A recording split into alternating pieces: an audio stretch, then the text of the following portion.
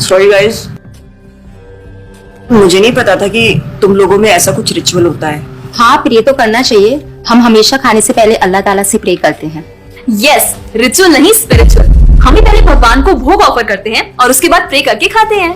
लेकिन तुम्हारा भगवान यहाँ आके कैसे खा सकता है?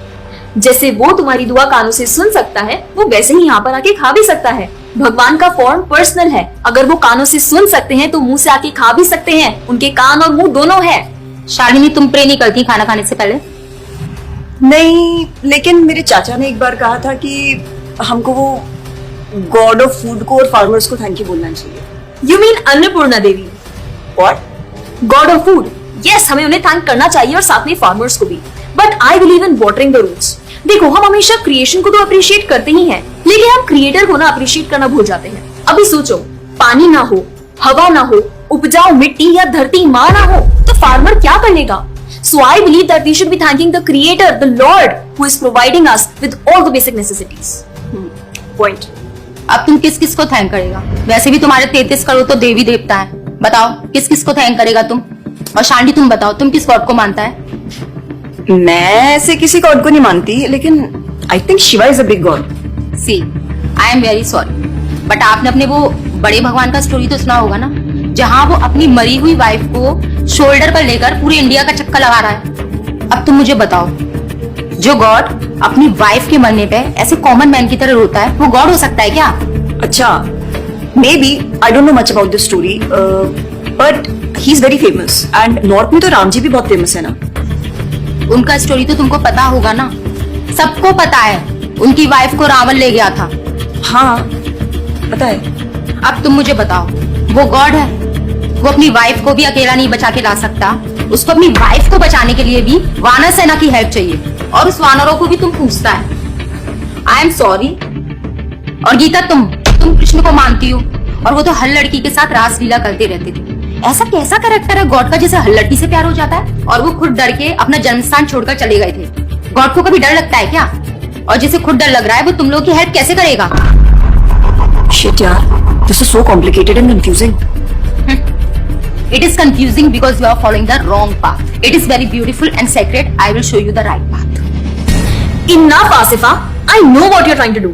And Shalini, कुछ भी confusing नहीं है। You know what the problem is कि तुझे पता ही नहीं है, क्योंकि तूने आज तक शास्त्र ही नहीं पढ़े हैं। तो पता कैसे चलेगा कि क्या सही है और क्या गलत? जन्म कर्म च मे दिव्यम एवं योवेति तत्वतः त्यक्त्वा देहम पुनर्जन्म नैति मामेति सो अर्जुना। भगवान की लीलाओं को समझना इतना आसान नहीं है। उसके लिए शास्त्रों का अध्ययन करना पड़ता है, और वो भी एक प्रामाणिक गुरु के अंडर रह के उनकी शरण लेके। अब अगर तुमने शास्त्र पढ़े होते तो तुमको ये पता होता कि शिव जी ने जो इमोशंस उसमें दिखाए थे वो शोक नहीं, विरह था। विरह विरह दोनों सेम नहीं होते क्या? Let's start from the basics. शोक इज मटेरियल एंड विरह इज स्पिरिचुअल। शोक ना दुख की अनुभूति कराता है, whereas जो विरह है उसमें जो सेपरेशन की फीलिंग होती है ना, वो सुख का अनुभव कराती है।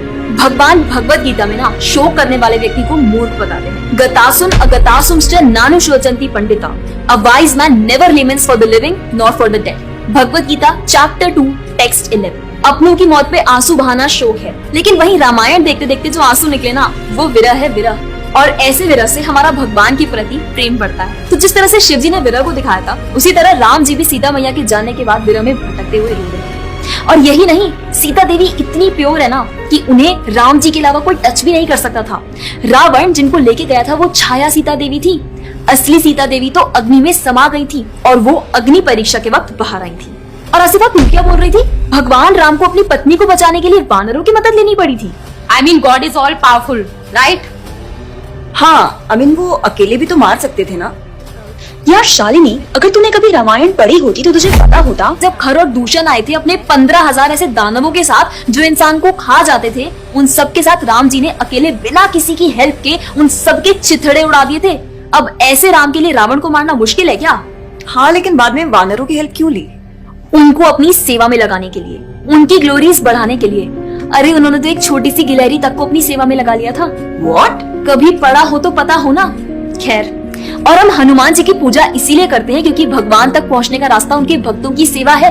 जब भगवान देखते हैं कि मेरे भक्तों का गुणगान हो रहा है या कोई सेवा कर रहा है तो वो बहुत खुश होते हैं। जैसे मैं तेरी मॉम के सामने अगर तेरी तारीफ करूं तो वो खुश होती है ना। पॉइंट।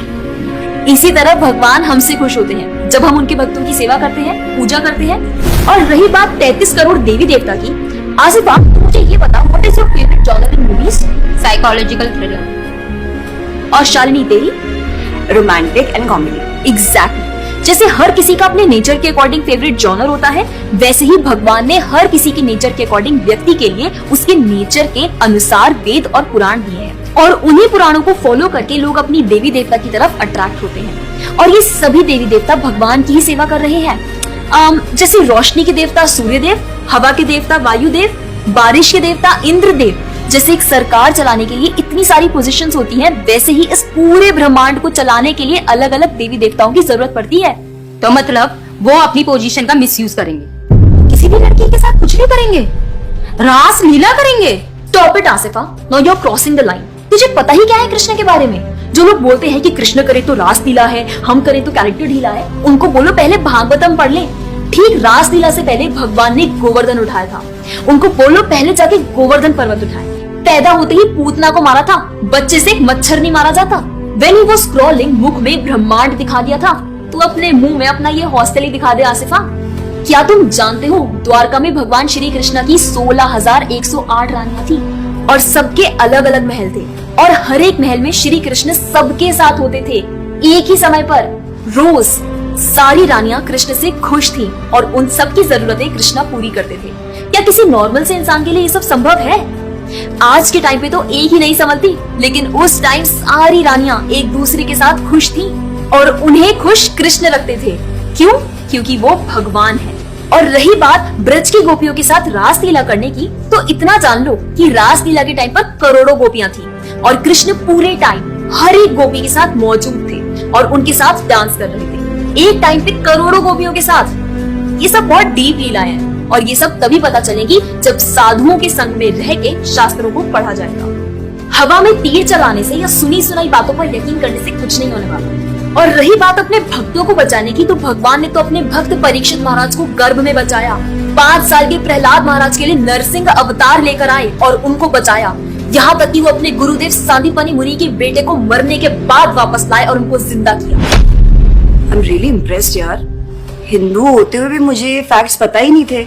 मेरे पेरेंट्स ने मुझे कभी इन सब चीजों के बारे में बताया ही नहीं। हाँ, पेरेंट्स की तो गलती है, लेकिन हम भी तो वही कर रहे हैं जो उन्होंने किया। We are not learning about our culture, not reading Ramayan, Mahabharat और भगवत गीता। आजकल तो ये सब कुछ रीड करना बहुत इजी भी है यार। Everything is available on our phones, and the problem is that we don't want to learn। और इसीलिए हमें कोई कुछ भी बोलता है और हम उसे मान लेते हैं और अपने बिलीफ को चेंज करने के लिए रेडी हो जाते हैं। एक्चुअली में पता है, किसी का हार्ट ट्रांसफॉर्म करना है तो प्यार से करो, ज्ञान से करो, पैसे और तलवार से नहीं। और अब बारी आपकी है। अगर आप भी चाहते हैं कि कोई एड़ा गेड़ा नत्थु गेड़ा अगर आपको कुछ भी ना बोल जाए, आपका बेवकूफ ना बनाए, तो जाइए और अपने कल्चर के बारे में जानिए, ग्रंथ पढ़िए और अपने बच्चों को भी पढ़ाइए। जाकर इस वीडियो को जितना हो सके उतना शेयर करिए ताकि कोई और लड़का या लड़की इस केरला स्टोरी का शिकार ना बने।